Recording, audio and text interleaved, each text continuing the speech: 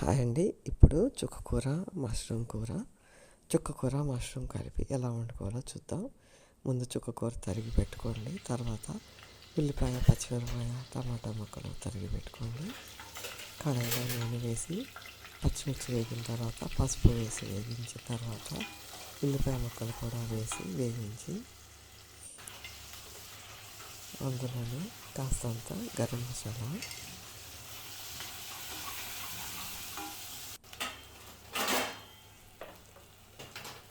కాస్తంత అల్లం వెల్లుల్లి పేస్టు వేసి వేగనివ్వండి. ఆ తర్వాత టమాటా ముక్కలు కూడా వేసి వేగనివ్వండి.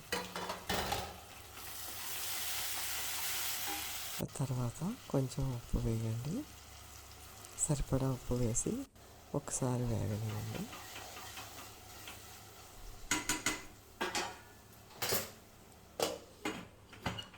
కొంచెంసేపు మూత పెట్టి మగ్గనిచ్చాక కట్ చేసి పెట్టుకున్న మష్రూమ్ ముక్కలు కూడా వేసి కొంచెం మూత పెట్టి వేగనియండి. వేగిన తర్వాత మనం తరిగి పెట్టుకున్న చుక్కకూర కూడా వేసి కొంచెం సేపు కలిపి నెమ్మదిగా కలపండి. ఒక్కసారి ఎక్కువ చుక్కకూర అయితే కొద్దిగా టైం పట్టుద్ది. నెమ్మదిగా కలుపుతూ మొత్తం కూర అంతా వేసేసేయండి.